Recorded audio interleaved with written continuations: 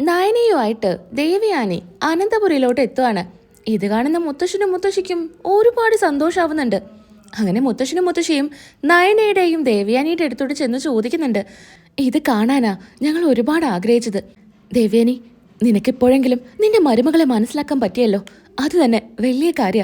ഞാൻ എല്ലാം മനസ്സിലാക്കിയച്ചാ. അച്ഛനും അമ്മയും ആദർശവും ജയേട്ടനൊക്കെ ഇവളെ ഇങ്ങനെ സ്നേഹിക്കുന്നത് എന്താണെന്ന് ഞാൻ പലതവണ ആലോചിച്ചിട്ടുണ്ട്. പലപ്പോഴും നിങ്ങൾ സംസാരിക്കുമ്പോൾ എനിക്ക് എന്തൊക്കെയോ തോന്നിയിട്ടുണ്ട്.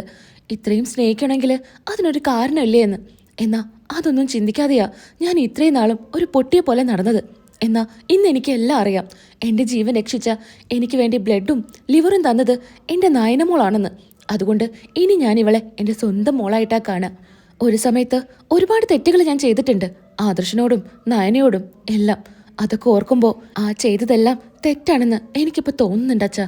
പലപ്പോഴും നീ നയനയെ കുറ്റപ്പെടുത്തി സംസാരിക്കുമ്പോൾ എല്ലാം തുറന്നു പറയണമെന്ന് ഞാൻ പലതവണ ചിന്തിച്ചിട്ടുണ്ട്. എന്നാ നയനമോള് കാരണ അതൊന്നും ഞാൻ വേണ്ടാന്ന് വെച്ചത്. മോൾക്ക് നിർബന്ധമായിരുന്നു അമ്മ ഇത് അറിഞ്ഞു കഴിഞ്ഞാൽ എങ്ങനെയാ പ്രതികരിക്കുക, എന്നോടുള്ള ദേഷ്യം കൂടുമോ എന്നൊക്കോർത്ത് മോള് വല്ലാത്ത ആദിയായിരുന്നു. അതുകൊണ്ടാ ഞാനൊന്നും പറയാതിരുന്നത്. എന്തായാലും ദയവായിട്ട് നിനക്കെല്ലാം കാണിച്ചു തന്നല്ലോ. ഇതിനിടെ കിടന്നിട്ട് ആദർശ ഒരുപാട് സങ്കടം അനുഭവിച്ചേ. ഭാര്യയുടെയും അമ്മയുടെയും ഇടയിൽ കിടന്ന് വല്ലാത്തൊരവസ്ഥയിലായിരുന്നു ആദർശ്. എന്തായാലും ഇനി അതെല്ലാം മാറുമല്ലോ. നയനമോൾക്ക് സന്തോഷായില്ലേ? മോളുടെ ആഗ്രഹമായിരുന്നില്ലേ അമ്മ സ്നേഹിക്കണമെന്ന്? അതിപ്പോ നടന്നില്ലേ?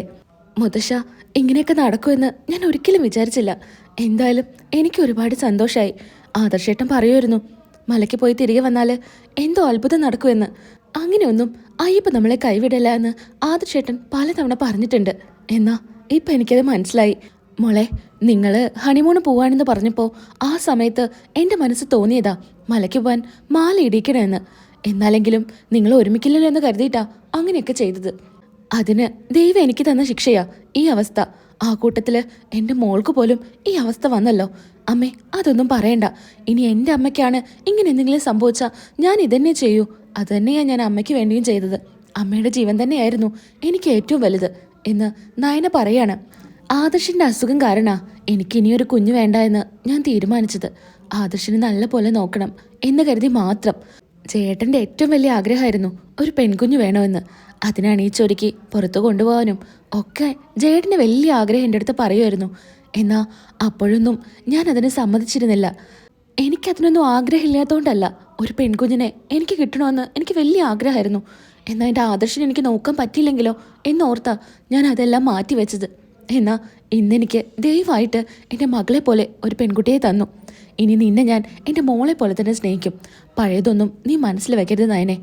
ഇനി അതിനൊക്കെ മോളോട് ഞാൻ മാപ്പ് ചോദിക്കണോ എന്ന് ദേവിയാനി നയനോട് ചോദിക്കുകയാണ്. അമ്മ എന്തിനെന്നോട് മാപ്പ് ചോദിക്കുന്നേ? അമ്മ എന്നോട് എങ്ങനെയൊക്കെ ദേഷ്യപ്പെട്ടിട്ടുണ്ടെങ്കിലും എൻ്റെ മനസ്സിൽ അമ്മയോടൊരു ദേഷ്യം പോലും തോന്നിയിട്ടില്ല. അമ്മ ഇനി ഇങ്ങനെയൊന്നും സംസാരിക്കരുത്. ഇനിയിപ്പോൾ ഒരുപാട് സംസാരിക്കാനുണ്ടാവുമല്ലോ അമ്മായിയമ്മയ്ക്കും മരുമകൾക്കും. അതൊക്കെ കുറച്ചു നേരം കഴിഞ്ഞാവാം. രണ്ടാളും പോയി ഒന്ന് ഫ്രഷ് ആയിട്ട് വാ എന്നും പറഞ്ഞ് മുത്തശ്ശി പറഞ്ഞു വിടുന്നുണ്ട്. അങ്ങനെ നയനയെ കൂട്ടി ദേവിയാനി ഉള്ളിലോട്ട് പോകുന്നുണ്ട്. എന്നാ ഇതറിഞ്ഞ് ജലജ അങ്ങോട്ട് വരുന്നുണ്ട്. ഏട്ടത്തിക്ക് ഇത് എന്തിന്റെ കേടായിരുന്നു? ഏട്ടത്തി എന്തിനാ അവളെ വിളിച്ച് ഇങ്ങോട്ട് വന്നത്? ജാനകിയും കൂടെ ഉണ്ടായിരിക്കും. എന്താ ഏട്ടത്തിക്ക് ഇവളെ കണ്ണെടുത്താ കണ്ടൂടായിരുന്നല്ലോ. പിന്നെ എന്തിനാ അവളെ വിളിച്ച് ഇങ്ങോട്ട് കയറ്റിയത്? ഏട്ടത്തി പറഞ്ഞതല്ലേ ഇനി അവളെ ഇങ്ങോട്ട് കയറ്റില്ല, അവള് സ്ഥിരമായിട്ട് അവിടെ തന്നെ നിൽക്കട്ടെ എന്നൊക്കെ. എന്നിട്ടിപ്പോ ഏട്ടത്തിക്ക് ഇത് എന്താ പറ്റിയേ? വല്ല ഭ്രാന്ത് പിടിച്ചോ? എനിക്കൊരു ഭ്രാന്തും പിടിച്ചിട്ടില്ല.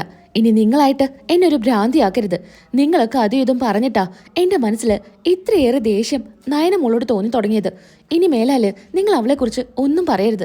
ഏട്ടത്തി പറ, എന്താ കാര്യം? അവളെ ഇത്ര സ്നേഹിക്കാൻ ഏട്ടത്തിക്ക് എന്താ സംഭവിച്ചതെന്ന് ഞങ്ങൾക്കറിയണം എന്ന് വീണ്ടും ചോദിക്കുകയാണ്.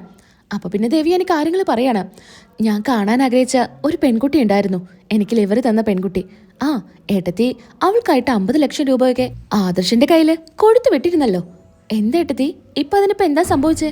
അല്ല, ആ പെൺകുട്ടി ആരാണെന്ന് നിങ്ങൾക്കറിയണ്ടേ? അറിയണം. ഞങ്ങൾ ഏട്ടത്തിയോട് ചോദിക്കാറുണ്ടല്ലോ കാണാൻ പോകുമ്പോൾ ഞങ്ങളെയും കൂടെ കൂട്ടണമെന്ന്. പക്ഷേ ഏട്ടത്തി ആരെയും കൂട്ടാതല്ലേ പോയത്. അത് വേറെ ആരുമല്ല, എൻ്റെ മരുമകൾ തന്നെയാ എൻ്റെ ജീവൻ രക്ഷിച്ചേ. നയനയാ എനിക്ക് ലിവർ തന്നേ. ഏട്ടത്തി എന്താ പറയുന്നേ? അവളാണോ ഏട്ടത്തിക്ക് ലിവർ തന്നേ? അവളെ വല്ല കള്ളും പറയായിരിക്കും. കള്ളൊന്നുമല്ല, അവള് തന്നെയാ എൻ്റെ ജീവൻ രക്ഷിച്ചേ. ഞാൻ ഹോസ്പിറ്റലിൽ പോയി എല്ലാം നേരിട്ടറിഞ്ഞതാ.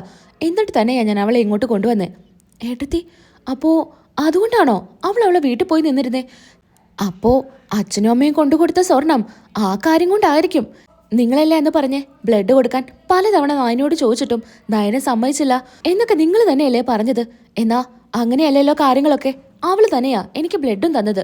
അവളാണോ എടുത്തേക്ക് ബ്ലഡ് തന്നേ? അയ്യോ, അതൊന്നും ഞങ്ങൾ അറിഞ്ഞില്ലല്ലോ. ഞങ്ങളോട് ഇതൊന്നും ആരും പറഞ്ഞില്ല. ഏതോ ഒരു പെൺകുട്ടിയെ തന്നെന്നാ ഇപ്പോഴും ഞങ്ങളോട് പറഞ്ഞിരിക്കുന്നേ. ഏട്ടത്തി ഇതിലൊന്നും വീണു പോരുതേ. ഇത് ചിലപ്പോൾ ഏട്ടത്തിയെയും നായനെയും ഒന്നിപ്പിക്കാനായിട്ടേ ആദർശിന്റെയും ഏട്ടത്തിന്റെ ഭർത്താവിന്റെയും വലിയ ഐഡിയ ആയിരിക്കും. എന്തു പറഞ്ഞാലും നീ നെഗറ്റീവായി ചിന്തിക്കണ്ട. എനിക്ക് എല്ലാ കാര്യങ്ങളും ബോധ്യപ്പെട്ടു എന്ന് നിന്റെ അടുത്ത് പറഞ്ഞതല്ലേ. വീണ്ടും എന്തിനാ നീ എന്നോട് വീണ്ടും പറഞ്ഞ് എന്റെ മനസ്സിങ്ങനെ മാറ്റുന്നേ? എനിക്ക് കുറച്ചേ സമാധാനം വേണം. ഇവിടെ നിന്നൊന്ന് ഇറങ്ങി പോകുന്നുണ്ടോ എന്നും പറഞ്ഞ് ദേവയാനി അവർ രണ്ടുപേരെയും അവിടെ നിന്ന് ഇറക്കി വിടുന്നുണ്ട്. പിന്നീടായിട്ട് ജലജയ്ക്ക് ഒരു സമാധാനം കാണില്ല. ഇതിപ്പോ അവള് തന്നെയാണോ? ഇതിപ്പോ ഞങ്ങളെടുത്തതിനെ മറച്ചു വെച്ചത് എന്നൊക്കെ ആയിരിക്കും ജലജയുടെ സംശയം. അങ്ങനെ ജാനകിയോട് പറയുന്നുണ്ട്, ഇനിയിപ്പൊ നിന്റെ മരുമകളുടെ കാര്യം പോക്കാ. ഇതുവരെ എല്ലാ കാര്യത്തിനും കൂട്ടു നിന്നിരുന്നതേ ഏട്ടത്തിയാ. നിന്റെ മരുമകൾ എന്ത് തെറ്റ് ചെയ്താലും ആനിയോടും മുത്തശ്ശനോടും മുത്തശ്ശിയോടും ഒക്കെ തർക്കിക്കാനേ ഏട്ടത്തി മുൻപിലായിരുന്നു. ഇനി നോക്കിക്കോ, നിന്റെ മരുമകൾക്കോ നിനക്കോ ഇവിടെ ഒരു സ്ഥാനവും കാണില്ല. നീ മറക്കണ്ട, ഈ വീട്ടിലെ എല്ലാ കാര്യങ്ങളും തീരുമാനിച്ചിരുന്നതേ ഈ പറയുന്ന ഏട്ടത്തിയാ. ഇപ്പൊ ഇങ്ങനെയൊക്കെ ഒരു പ്രശ്നം വന്നതിന് ശേഷം ഒന്ന് ഒതുങ്ങിയത്. ഇനിയിപ്പൊ നിന്റെ കാര്യം പോക്കാ. നിന്റെ മരുമകൾക്കും ഇവിടെ ഒരു സ്ഥാനം ഉണ്ടായിരിക്കില്ല എന്നൊക്കെ പറഞ്ഞ് ജാനകിയെയും ഇളക്കാണ് ജലജ ഇവിടെ നടന്ന കാര്യങ്ങളെല്ലാം അനാമികയ്ക്ക് വിളിച്ചു പറയാണ്. അനാമികയ്ക്ക് ഫോൺ ചെയ്യുന്നുണ്ട്. അങ്ങനെ രേവതി ചോദിക്കുന്നുണ്ട്, മോളെ ആരാ വിളിക്കുന്നേ? അത് അപ്പച്ചിയാണല്ലോ. ഞാൻ എന്തായാലും ഫോൺ എടുക്കട്ടെ, അവിടെ നടക്കുന്ന വല്ല കാര്യങ്ങളും പറയാനായിരിക്കും. ആ എടുക്ക് മോളെ, വേഗം എടുക്ക് എന്ന് രേവതി പറയുന്നുണ്ട്. അപ്പച്ചി എന്താ കാര്യം എന്ന് അനാമിക ചോദിക്കുകയാണ്. മോളെ ഇവിടെ നടക്കുന്ന കാര്യം നീ എന്തെങ്കിലും അറിയുന്നുണ്ടോ? എന്താ അവിടെ നടക്കുന്നേ? അവര് മലയ്ക്ക് പോയി തിരിച്ചു വന്നു. പിന്നിപ്പോ എന്താ അവിടെ നടക്കുന്നേ? നീ എന്താ ഇങ്ങോട്ട് തിരിച്ചു വരാനൊന്നും ഉദ്ദേശിക്കുന്നില്ലേ? അവിടെ തന്നെ നിൽക്കുവാണോ? ഞാൻ ഇനി അങ്ങോട്ട് വരുന്നില്ല. അവിടെ വന്നിട്ട് എന്തിനാ? എന്നെ സ്നേഹിക്കാനേ അവിടെ ഒരു ഭർത്താവ് പോലും ഇല്ല. പിന്നെ ഞാനെന്തിനാ അങ്ങോട്ട് വരുന്നേ? നീ ഇനി സ്ഥിരമായിട്ട് അവിടെ നിന്നാലേ ഇനി ഈ ജീവിതകാലം മൊത്തം നീ അവിടെ നിൽക്കേണ്ടി വരും. എന്താ അപ്പച്ചി, എന്താ കാര്യം? ഇവിടെ നയന വന്നിട്ടുണ്ട്. ഓഹോ, അപ്പോ മലയ്ക്ക് പോയി തിരികെ വന്നതിന് ശേഷം ആദർശേട്ടൻ അവളെ കൂട്ടി പോന്നോ? ആദർശേട്ടനല്ല, ഇത് കൊണ്ടുവന്നിരിക്കുന്നതേ നിന്റെ വല്യമ്മയാ. ഏട്ടത്തിയാ അവളെ കൂട്ടി ഇങ്ങോട്ട് വന്നത്. വല്യമ്മയോ? വല്യമ്മ എന്തിനാ അവളെ കൂട്ടി വരുന്നേ? അതിലല്ലേ ട്വിസ്റ്റ്. ഇപ്പൊ നടന്നിരിക്കുന്ന ഓപ്പറേഷൻ ഉണ്ടല്ലോ, നിന്റെ വല്യമ്മയ്ക്ക് ലിവർ കൊടുത്ത ഓപ്പറേഷൻ. ആ ഓപ്പറേഷൻ, അതിനിപ്പോ എന്താ? ആ പെൺകുട്ടിയെ കാണണമെന്ന് ഇടയ്ക്കിടയ്ക്ക് ഏടത്തി പറയാറുണ്ട്. ആ വല്യമ്മയ്ക്ക് വലിയ ആഗ്രഹം ആ പെൺകുട്ടിയെ കാണണമെന്ന്. അവൾക്കല്ലേ 50 ലക്ഷം രൂപയൊക്കെ എഴുതി ആദർശന്റെ കയ്യിൽ കൊടുത്തത്. അതൊക്കെ ആരുടെ കയ്യിലാ ചെന്നെത്തിയെന്നറിയോ? നയനയുടെ കയ്യില്. ആ അപ്പൊ ആദർശേട്ടൻ ആ പൈസ നയനയ്ക്കാണോ കൊടുത്തേ? അതല്ല, നിന്റെ വല്യമ്മയ്ക്ക് ലിവർ കൊടുത്തതേ വല്യമ്മയുടെ മരുമകൾ നയന തന്നെയാ. അതറിഞ്ഞിട്ടാ ഇങ്ങോട്ട് കൂട്ടിക്കൊണ്ട് വന്നിരിക്കുന്നേ. ഇത് കേട്ട് ആകെ ഞെട്ടിയാണ് അനാമിക നിൽക്കുന്നേ. ആകെ കൂടെ ഒരു ഷോക്കിലായിരിക്കും. രേവതിയാണെങ്കിൽ അനാമികയോട് ചോദിക്കുന്നുണ്ട്, എന്താ മോളെ, എന്താ പറ്റി? എന്താ അനാമികെ, നീ ഞാൻ പറഞ്ഞത് കേട്ടോ? നിനക്കിത് വലിയ ഷോക്കായിരിക്കുമെന്ന് എനിക്ക് നന്നായിട്ട് അറിയാം. എനിക്ക് വലിയ ഷോക്കായിരുന്നു. അപ്പൊ പിന്നെ നിന്റെ കാര്യം പറയണ്ടല്ലോ. അതുകൊണ്ട് ഇനി നീ അവിടെ നിൽക്കണ്ട. ആര് വിളിക്കാൻ വന്നാലും ഇല്ലെങ്കിലും നേരെ ഇങ്ങോട്ട് പോരെ. അല്ലെങ്കിൽ ഇപ്പൊ കിട്ടുന്ന സ്നേഹം പോലും നിനക്ക് കിട്ടില്ല. അല്ലെങ്കിലും അവളെ സ്നേഹിക്കാൻ തുടങ്ങിയാൽ നിന്നെ ഒന്നും വല്യമ്മയ്ക്ക് കണ്ണ് കാണില്ല എന്ന് തന്നെയാണ് എനിക്ക് തോന്നുന്നത്. സ്വന്തം മരുമകളെയല്ലേ സ്നേഹിക്കൂ. നീ എന്തായാലും ഒന്ന് സൂക്ഷിച്ചിരുന്നോ. വേഗം തിരികെ ഇങ്ങോട്ട് പോരാൻ നോക്ക് എന്നും പറഞ്ഞ് ജലജ ഫോൺ കട്ട് ചെയ്യാണ്. മോളെ എന്താ പറ്റിയേ? നിനക്ക് എന്താ പറ്റിയേ? എന്താ പറഞ്ഞേ എന്നൊക്കെ രേവതി ചോദിക്കുന്നുണ്ട്. അമ്മേ എനിക്ക് കുറച്ച് വെള്ളം വേണം. അങ്ങനെ രേവതി വെള്ളം കൊടുക്കുന്നുണ്ട്. മോളെ എന്താ സംഭവം? കാര്യം പറയാന്ന് രേവതി പറയാണ്.